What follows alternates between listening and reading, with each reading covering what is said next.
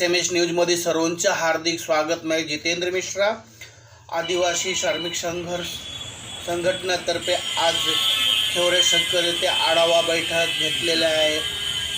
राघवजी भांगरे और बिरमुंडा यांचा माला अर्पण करत हंसराज खेवरा अन्य मान्यवर त्या उपस्थितीमध्ये आढावा एक आदिवासी संघाची मीटिंग घेतलेली आहे.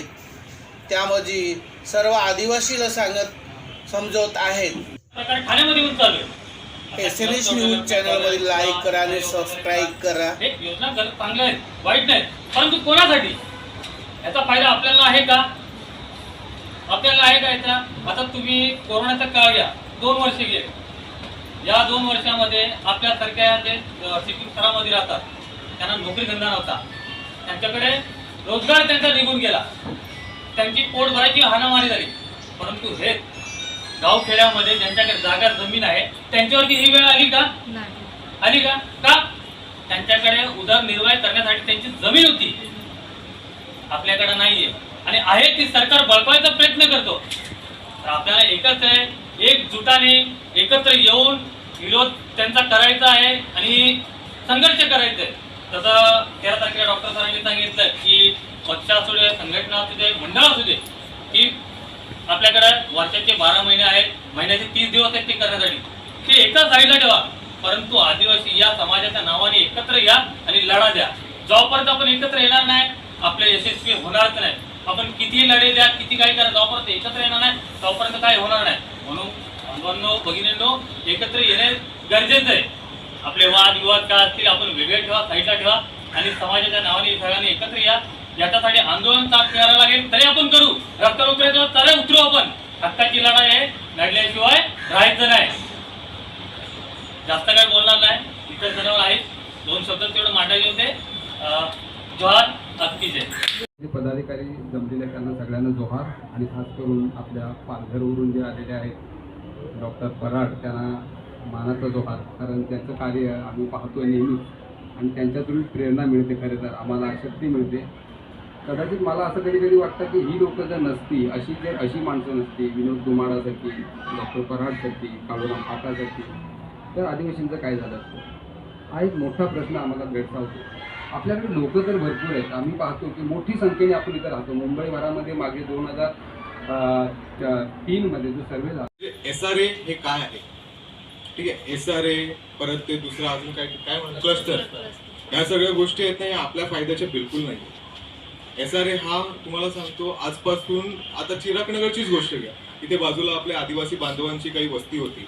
त्या टायमाला त्याला ते राजवाडा, चिरागनगर, भरपूर काय काय नावं द्यायची. आजही तिथे आदिवासींच्या जागा आहेत. त्या टायमाला SRA पास करून घेतलेला 1000 रुपये पर स्क्वेअर फीट प्रमाणे. आज त्याची प्राइस आहे 9000 रुपये पर स्क्वेअर फीट. बिल्डरने बसून जवळजवळ 400 ते 500 कोटींचा फायदा कमवला. हे कोणालाच दिसत नाहीये. ज्याची जागा आहे तो आहे आदिवासी, पण त्याला हे नाही माहिती की त्याच्या जागेची व्हॅल्यू काय होती आणि आता काय झाली. आपण राहतो 1000 स्क्वेअर फीटच्या घरामध्ये, 1000, 2000, हे आपणच वस्त्या बनवल्या. ग्रामपंचायत पण नव्हती, काहीच नव्हतं पहिला. आपण वस्त्या बनवल्या, पाडे बनवले आणि आपणच सगळं नीट करत गेलो. आता ठाणे महानगरपालिका आली, ग्रामपंचायत आली, त्याच्यामुळे आता यांच्याकडे नियमावली सुरू झाल्या. आता या नियमावलीमध्ये होतं काय माहिती आहे, ठाणे महानगरपालिका त्यांचा एक स्ट्रक्चर बनवून टाकतो की बाबा हे इथून रोड गेला पाहिजे, तिथून ते गेला पाहिजे. पण ते हे बघत नाहीत की तिथे जे मेन मूळवासी आहेत, जे वनवासी आहेत, आदिवासी आहेत, त्यांच्या त्या जागा आहेत. आणि जागा, जमिनी, घर, या सगळ्या गोष्टी आपल्यासाठी खूप महत्त्वाच्या. आलेले मात्र मागून लोक सगळी सुधारली आणि यांचा विकास व्हावा, यांची संरक्षण व्हावं म्हणून आमच्याकडे फोर्स 1 दिला, आमच्या गळ्यात टाकला.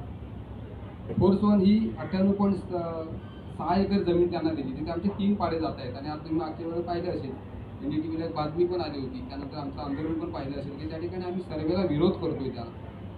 आणि काही दलाल आपले लोक आहेत ते सर्वे करू देत आहेत. त्यांना जायचं आहे, सगळं स्वर्ग सोडून जायचं आहे, नरकात जायचं. खरं तुम्हाला हे नरक वाटतं सगळं. कारण महिना संपला की याची फी द्यायची आहे, त्याचा रेंट भरायचा आहे, गाडीचा हप्ता भरायचा, हे सगळं चालू होतं. आदिवासी पाड्यात ते नसतं. आदिवासी हा माणूस अगदी शांततेने झोपतो. प्रॉब्लेम इथेच होतो ना की आदिवासींना मी अजून असं पाहिलं नाही, हे त्याचं आहे, त्याला कधी कधी असं वाटतं नाही हे माझ्याकडे हिरावतील किंवा माझं इथे काय आहे, परक्यासारखा वाटतो तो. ही चिंतेची बाब आहे. त्याला जोपर्यंत वाटत नाही हे माझं आहे आणि मी इथला मूळ मालक आहे, तोपर्यंत काही होणार नाही. प्रत्येकामध्ये अफाट अशी शक्ती आहे प्रत्येक आदिवासीमध्ये. म्हणजे साधारण बाई असेल, एखादा साधारण पुरुष असेल, त्याला आदिवासी असणं हीच त्याची मोठी ताकद आहे. तर ही त्याने जाणली पाहिजे. तुम्हाला एक 2-3 उदाहरणं मी देतो वेळ न घालवता. प्राजापूर पाडा म्हणून आहे आमच्या इथे मॉडर्न लिटरेचर. एका बिल्डरने काय केलं, तिथे थोडी त्यांची आमच्या लोकांची जागा आहे आणि ते वर्षानुवर्ष कसत आहे. त्यांच्याकडे काय 7-12 नाही, परंतु कब्जे व्यवहारित आहे आणि आरे 1949 आलं, त्याच्या अगोदरपासून ते लोक शेती करतायत. एका बाजूला कुठला तरी भैये वगैरे येतात. रोडच्या बाजूला तुम्ही बघितलं असाल आता की मोठमोठे वखारी असतात, मोठे टाईल्सची दुकानं असतात. अलीकडच्या काळात तुम्ही आले रोडच्या लगतची जागा त्यांनी पकडलेली असते. ते लोक म्हणतात ही जागा हमार जगा आहे. ते गव्हर्नमेंटशी लढतात, तेच तिथल्या राजकीय लोकांशी लढतात, ते तिथल्या जो कोण गुंड असेल त्याच्याशी लढतात आणि ती एवढी मोठी जागा बळकावून ठेवतात. काल परवा आलेला आणि सगळ्यांना माहिती आहे की हा भैया इथला नाही, तरी सुद्धा पण मूळ मालक इथला आहे त्याला वाटत नाही. हे चिंतेची बाब आहे. त्याला कुठेतरी असुरक्षित वाटते आणि ती असुरक्षितता त्याच्यापासून तो निर्माण करतो. आणि काही आपले ते लोक असतात जे घाबरवतात. आता सुद्धा आमच्याकडे जो प्रकार चालू आहे, 2019ची बातमी आलेली की जंगलातून आदिवासींनी हुसकावून लावा, ती आता चालतायत, लोक टाकतायत. म्हणजे लोक घाबरतात, घाबरली पाहिजे असं त्यांना वाटतं आणि मग लोक SRA मध्ये गेली पाहिजे. तिथे त्यांना काय आहे की तुम्ही आता आम्ही बोंबलतो की आमची एक घर आहेत, आमची काही जागा आहेत, आमच्या काही झाडं आहेत, आमची मोठी शेती आहे, 1 एकर 20 गुंठी माझी जमीन आहे. संतोष आडींची तुम्हाला वाटतं 2-2.5 एकर त्यांच्या आईची नावाची जमीन आहे. पण ही लोक, बाकीची लोक आपल्यातली दलाल काय करतात, ज्यावेळेला आमच्याकडे नोटीस लागली SRAचं, त्याच्या 1-2 रात्रीमध्ये लोकांनी 40-50 घरं बांधून टाकली, झोपड्या बांधल्या, बाहेरची लोकं आणली, तिथे ठेवली आणि त्या सर्व्हे ऑफिसरकडून सर्व्हे करून घेतला. आम्ही त्यांना विरोध करतोय, सगळे बाकीच्या आदिवासींनी सगळा विरोध केला. ते जाणार होते सगळे, तेवढे लोक आले नाही, आम्हाला करून घ्यायचं. मग होते पोलीस, पाहिजे तेवढे पोलीस यांच्याकडे असतात, मागवले. एकाच चौकीचे कमी पडले आरेचे म्हणून त्याने मरोडचे पोलीस मागवले आणि घेतला सर्वे करून. म्हणजे आम्हाला सगळं वेटीस धरून. कारण आमच्या आदिवासींनी कोणी आपल्याकडचे आदिवासी पाडे त्या लोकांनी करून नाही दिला आम्हाला. त्यांनी सांगितलं की आम्हाला करून घ्यायचं नाही. मी विचारायचे ह्या घरात कोण राहतं, बोलतो मला माहीत नाही. तुझं नाव काय, मी विसरलो. अलीकडे मी नावच माझं विसरलं. मला किती मुलं आहेत, मी कोण आहे मला माहीत नाही, मी कुठे राहतो, ते हे घर माझं आहे का ते घर माझं हेही माहीत नाही. असे ते बोलत होते. हे सगळं चालू होतं. आपल्यातलीच लोक आपल्या लोकांना भडकवतात. तर प्रजापूर पाड्यामध्ये काय झालं, अशी तिथे फिल्म सिटीची जमीन आहे कमल अमरोज स्टुडिओची, आणि ती पाहतोय आम्ही की मी लहान होतो तेव्हापासून ती भिंत आहे त्यांचे सिमेंटची मागे, तिच्या आतमध्ये त्यांची जमीन आहे, बाहेरच्या बाजूला आदिवासी पाडे आहेत आणि त्यांच्या शेत जमीन आहे. अचानक काय झालं, आता मला वाटतं एक 4-5 महिन्या अगोदर त्या लोकांनी असे आमच्या जागेतून एक मोठीच्या मोठी कंपाऊंड टाकून दिली, चॅनल काढले लोखंडी आणि त्याला तारेचं कुंपण लावलं आणि जवळजवळ 8 ते 10 लोकांची जमिनी सगळं हस्तगत केल्या.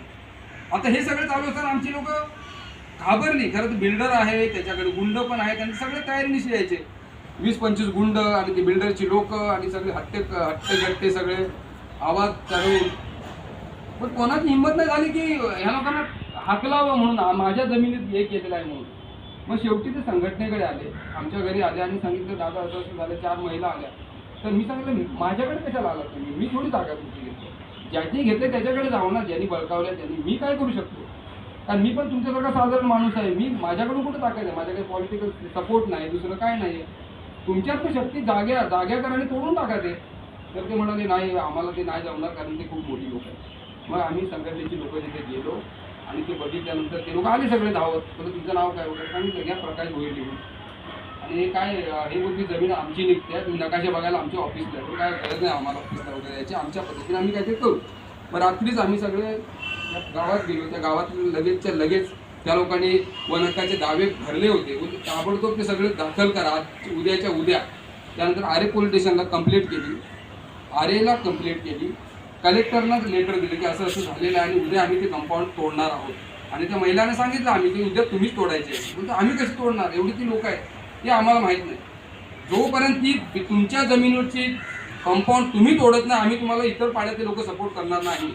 27 पाडे आहेत ते म्हणून मग आम्हाला तर मारतील, मारू दे ना, तुम्हाला मारू दे, तुम्हाला काय वाटेल ते डोकी फोडू दे, काय होईल ते होईल, पण तुम्हाला तुमची जागा हवी असेल ते सगळं करून घ्यायला लागेल. आणि तुम्ही जर पुढे 2 पावलं गेलात ना तर आम्ही 4 पावलं जाऊ, पण तुम्हाला पुढे जायचं आहे. मग एक बाई तयार झाली, हो सर मी माझ्या वाडीतली तोडली, मी दुसरी झाली, मी तिसरी झाली, मग पुरा गावच तयार झाला.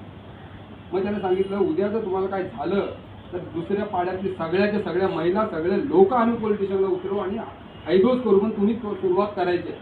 दुसऱ्या दिवशी सकाळी ते लोक निघाले सगळ्या महिला जे काय कोयता कुराड बिराड जे काय टिकाव पावडी पाडे मिळेल ते आणि सगळ्या लोकांनी एका दणक्यात सगळे कंपाऊंड तोडून टाकले. सगळे लोखंडी चॅलेंज केले होते, सगळे तोडून टाकले. ते लोक पाहत होते. पोलीस आले, अरे आलं.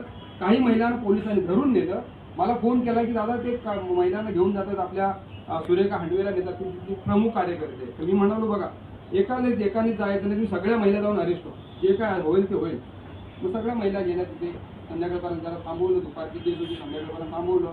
संध्याकाळी सगळ्यांना सोडून दिलं.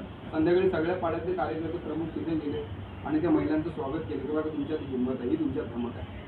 आणि त्यांना वाटलं की हो आम्ही, आणि ते आता महिला एवढ्या तयार झाल्या, ते म्हणतात दादा आता दुसरं कोण काय असेल तर काम आम्हाला कॉन्टॅक्ट सांगा, तिकडचं पण आम्ही करतो. म्हणजे ही ताकद महिलांमध्ये असते, ही महिलांमध्ये आपल्या लोकांमध्ये. त्यांना फक्त त्यांना ना जागा केलं पाहिजे, त्यांना दाखवून दिलं पाहिजे तुझ्या ताकद किती आहे. दुसरी गोष्ट आहे नवशाचा पाडा म्हणून त्या ठिकाणी लाईट नव्हती, 2019 पर्यंत लाईट नव्हती. आणि त्या ठिकाणी एक ट्रान्सफॉर्मर लावला होता गावाच्या अगदी मध्ये. आणि तिथून हे लोक सणाला फक्त चोरून घ्यायचे, लाईट टाकून चोरून घ्यायचे. बाकी दुसरा अंधार, फक्त सणाला काहीतरी करून शेडं टाकायचे 2 आणि एक एक बल्ब लावायचे. आणि असंच एक सण आला दिवाळीचा आपला, आणि दिवाळीच्या सणावरच त्या लोकांनी त्याला टाळे लावले, ते जिथून चोरून घ्यायचे तिथे. त्यांनी मला फोन केला दादा ते त्यांनी टाळे लावले आणि ह्यावेळेस सण आमचा असं. मग तुम्हाला तुमच्या दारात आहे, तुम्हाला घेता येत नाही. जसं आपण ते दलितांना विहिरीतलं पाणी घेऊन देत नसत तसा प्रकार होता सगळा. तिथे जेव्हा 1978ला ज्या वेळेला त्या वेटरनरी कॉलेज आलं त्या कॉलेजच्या लोकांनी त्यांना तिथून बाहेर काढलं. त्या लोकांनी एका बाजूला घरं दिली आणि तिथे मात्र गुरांचं हॉस्पिटल, जनावरांचं हॉस्पिटल केलं. त्याला लगेच लाईट आली त्याच वेळेला 72मध्ये, 80मध्ये मला वाटतं 80-82ला काहीतरी लाईट आली तिथे. आणि आमच्या लोकांना मात्र लाईट दिली नाही. आणि ते लोक आता ट्रान्सफॉर्मरमधून चोरून घ्यायचे, ते तिथं सुद्धा टाळं लावलं. तर मी त्यांना सांगितलं तर टाळं तोडा ना तुम्ही. तर म्हणे दादा पोलीस केस होईल. होणारच ना, पोलीस केस झाली पाहिजे. तुम्हाला सांगतो तुम्हाला, आमची लोक मार खायला बघत नाही, आमची लोक असं अटक व्हायला पाहत नाही. त्यांना असं ऐकतं पाहिजे, ते नाही मिळणार. त्यांना म्हणाला तोडा टाळं, तुम्हाला अरेस्ट होते. मग अरेस्ट का झाली ते न्यूजला येईल आणि मग तुमच्या मग गती मिळेल ना काम करायला आम्हाला सुद्धा. तर म्हणतो नाही आमच्या महिला घाबरत. मी माझी बायको इथे आहे, आपण 3 दिवस जेलमध्ये होती मागच्या ते मेट्रो कारशेडच्या याच्यात. मी तिला फोन केला कामावर, मी बोललो की असं काम आहे, तर तुला टाळं तोडायला जायचं आणि कदाचित तुला अरेस्ट होऊ शकते. तर म्हणाले ठीक आहे मी जाते. मग मुलाला सांगितलं आईला घेऊन जा बाईकवर आणि त्याला त्या नवशाच्या पाड्यात सोड, आई टाळं तोडणार आहे तिकडची. आणि दगड पण आमच्याकडचंच घेऊन जा बरं, आपल्या पाड्यातनं. त्यांच्या पाड्यातलं नको दगड घेतो टाळं तोडायला. ते म्हणतील की आमच्याकडचं दगड वापरणार. आणि मग मी त्या तिथल्या आमच्या राज्य शिकवण म्हणून आहे कार्यकर्ता, त्याला फोन केला की माझी बायको येते तुमच्याकडचं टाळं तोडायला, तिला दाखवा कुठे की आहे ते ट्रान्सफॉर्मर, ती तोडून येणं. तर मग जेव्हा कळलं की दादाची बायको तिथून येते इकडचं आमच्यासाठी टाळं तोडायला, तर मग दादा जर थांबतात आणि आमच्या महिलांना विचारतो. आणि मग लगेच त्यांनी 20-25 महिलांना जमा केलं गावातल्या आणि सांगितलं की दादाची बायको तिकडनं टाळं तोडायला येते, तुम्हाला काय वाटतंय की नाही, आपण काहीतरी करायला पाहिजे. आता ते येऊन ते आपल्यासाठी अरेस्ट होणार ते बरं वाटत नाही. मग तिथल्याच महिला निघाल्या, त्यांनी टाळं तोडलं आणि मग ती वीज घेतली आणि काहीतरी अरेस्ट झाली नाही काय ना. आम्ही बघतो की कुठेतरी कारवाई आपल्या लोकांवर करतील, ते लोकांना जर मारहाण करतील आपल्या लोकांना, म्हणजे आपल्या लढायला एक मौका भेटेल. पण ते मौका पण आपले लोक देत नाही. तर नंतर मग त्या लोकांनी टाळं तोडलंच ना. म्हणजे कसं आहे, त्या लोकांना जागृत केलं ना की ते लोक सगळं करतात. आजही मी असं पाहतो ना की लोक तर भरपूर आहेत, ताकद पण भरपूर आहे आपल्याकडे आणि आपल्याकडे कायदा आपल्या बाजूने आहे. आणि आपण खरे म्हणजे सगळ्यात मोठा कायदा, आपण जे आदिवासी आहोत, हा एवढा मोठा कायदा आहे, हे आपल्याकडे सपोर्ट आहे. सुप्रीम कोर्ट स्वतः म्हणतं की आदिवासी हा ह्या देशातला मूळ मालक आहे, सुप्रीम कोर्टाचे आहे. तरी सुद्धा आपण आपल्याला मालक बनायला बघत नाही. आम्हाला असं वाटतं ना की खरा आदिवासी मी यांच्याकडून शिकलो, डॉक्टर पराडकडून, परत आमचे विनोदजी धुमाळेकडून. कारण त्यांचं ते एक भाषण किंवा त्यांचं ते बोलणं ऐकतो ना, तर मला असं वाटतं की हे लोक अशी लोक नसती तर कदाचित आपण कुठल्या कुठे फेकले गेलो असतो. पूर्ण अंगीकारलं पाहिजे आदिवासी. जेव्हा मी जेव्हा आदिवासी समजतो स्वतःला, तेव्हा तो कट्टर समजला पाहिजे. असा नाही की फक्त मी आदिवासी आहे म्हणून माझ्या दाखला आहे आणि मी आदिवासी, असं नाही. माझ्या आदिवासी पण सगळं माझ्यात असतं. मी माझ्या घरी जर कोणी आलं असेल तर बघितलं, माझ्याकडे वारली पेंटिंग पण आहे. माझ्या घरात माझे देव आहेत, माझेच सण माझ्या घरी साजरे केले जातात. हा माझं जे आहे ते सगळं माझं आहे. माझ्याकडे झाडं आहेत, पक्षी आहेत. माझ्याकडे फक्त सफरचंद आणि मोसंबी दोनच फळांची झाडं नाहीत, बाकी सगळ्या झाडांची आहेत. भाज्या सगळ्या लावतोय. पक्षी आहेत, प्राणी आहेत, साप आहेत, वाघ सुद्धा आमच्याकडे आहे. दररोज वाघ येतो. माझ्या मुलाच्या लग्नाला तर मांडवाच्या एक दिवस अगोदर आला आणि मी पोस्ट द्यायला टाकलं की पाहुणे यायला सुरुवात झाली. हे सगळं माझ्याकडे आहे आणि हे सगळं मिळाल्यानंतर मी आदिवासी होतो. इस मीटिंग में जे पण ह्या मीटिंगमध्ये आज तुम्ही ठेवलेले आहे आदिवासीबद्दल तुम्ही जे पण पाढा आहेत ते सर्व कलेक्टर आणि बिल्डर्स सर्व बांधकाम करायला रेडी आहे आणि कोऱ्या सातबार करतात. त्याच्यामध्ये काय सांगणार असतो? तुम्ही जो प्रश्न विचारलेला आहे त्याचं पहिलं उत्तर आहे की ह्या जो पाडा हा जो शब्द आहे हा आदिवासीला इंडिकेट करतो, आदिवासीला दर्शवतो. आणि हे महानगरपालिका असेल काही पण असेल, पण हे पहिलं कबूल केलं पाहिजे की ह्या देशामध्ये आदिवासी राहतात. आणि महानगरपालिकेने कबूल केलं पाहिजे की जेथे मानपाडा असेल, पातळीपाडा असेल, ही जी पाडाचे जे काही इंडिकेशन इथे आदिवासी राहतात. आणि आदिवासींसाठी ह्या देशामध्ये भारताच्या संविधानामध्ये विशेष अशी तरतूद दिली त्यांच्या संरक्षणासाठी. आणि आर्टिकल जे 46 आहे ह्या देशाचं संविधानाचं, त्याच्यामध्ये विशेष तरतूद आहे. सरकारला जबाबदारी दिलेली आहे की तुम्ही आदिवासींचं संरक्षण केलं पाहिजे. आणि ज्या पद्धतीने SRAची स्कीम ही घेऊन आदिवासी पाड्यामध्ये घुसायचा प्रयत्न करतात. SRAचा फुल फॉर्म आहे जे स्लम रेग्युलेशन अथॉरिटी जी काय आहे किंवा रिहॅबिलिटेशन अथॉरिटी आहे. तर आदिवासी पाडा ही झोपडपट्टी नाही, हे चुकीच्या पद्धतीने इंटरप्रिटेशन करून आदिवासींना तिथून खदेडून त्यांची जमीन बिल्डरांच्या कशात घालण्याचा हा प्रकार आहे आणि त्याचा आम्ही विरोध करणार. सर अजूनही परत आदिवासी काही शिकत नाही याचाला. काही आदिवासी शिकलेले आहेत तरी पण त्यांची समज येत नाही की आम्ही कुठेही शाईन करू, कुठल्याही पेपरवर शाईन करतो, पैशासाठी त्यांचे लाज येतात. काय करणार आता तुम्ही?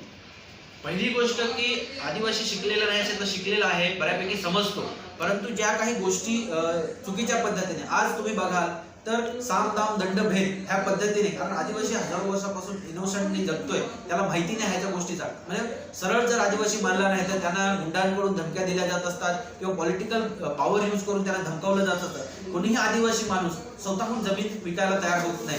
आणि आमच्या आदिवासी लोकांमध्ये आज जमिनीचा एवढा रिस्पेक्ट केला जातो की आम्ही नाचताना पण विचार करतो की जमीन आमची आई आहे आणि आम्ही कधीच विक्रीसाठी तयार होत नाही. पण वेगवेगळे प्रलोभ, धमक्या ह्यामुळे ह्या जमिनी आमच्या आदिवासीच्या हातात. सर क्लस्टर आणि स्लमसाठी तुम्ही रेडी आहे का तुमचा जमीन द्यायच्यासाठी सर्वांना?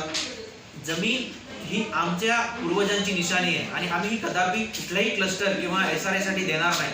आज जर आम्ही त्या जमिनीवर उभं आहोत कारण ज्या क्लस्टरचे जे नियमावली आहे 30 वर्षानंतर ही जमीन आमची जमीन राहणार किंवा 30 वर्षानंतर ही बिल्डिंग किंवा ते घर आमचं राहणार नाही. आणि जो मेंटेनन्स आहे तो आम्हाला परवडणार नाही. आणि जी संकल्पना आहे आदिवासींच्या घरांच्या बाबतीत, आदिवासी फक्त एक घर नसतं तर त्याच्या आजूबाजूला पशुपक्षी, त्याचं जे जनावर आहे ह्या सगळ्या मिळून तो कुत्रे, मांजरं ह्या सगळ्या घेऊन तो आपलं कुटुंब सांभाळत असतो. त्यांची गायी बैल असतात आणि हे गायी बैल घेऊन आम्ही एखाद्या बिल्डिंगमध्ये राहू शकत नाही. आणि म्हणून आम्हाला आमचा पाडा, आमचं घर प्रिय आहे आणि आम्ही कोणत्याही परिस्थितीमध्ये ह्या गोष्टीला तयार होणार नाही. सर अजूनही तुम्हाला सांगतो की काही आदिवासी पाडा आहेत त्याच्यामध्ये लाईट पण नाही, पाणी पण नाही.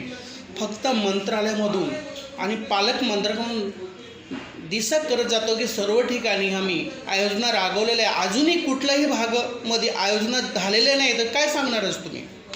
आता हे सगळ्यात मोठं फेलर हे व्यवस्थेचं फेलर आहे की हे डिजिटल इंडिया, शायनिंग इंडिया, तुम्ही मंगळावर जायच्या गोष्टी करतात आणि तुमच्या शेजारी जर एखादा आदिवासी पाडा आहे तिथे तुम्ही लाईट देऊ शकत नाही. हे सगळ्यात मोठं फेलर ह्या सिस्टमचं फेलर आहे. आणि त्याच्यावरती त्यांनी स्वतःने आत्मपरीक्षण केलं पाहिजे की आम्ही ज्या विकासाच्या गोष्टी करतो तो खरोखर विकास होतो काय. आणि ज्या गांधीजीच्या देशामध्ये आपण सांगतो की ग्राम स्वराज्य, त्या गावाचं स्वराज्य दिसतंय का, तर ही खूप मोठी खेदाची गोष्ट आहे की शहराच्या बाजूला पाडा आहे.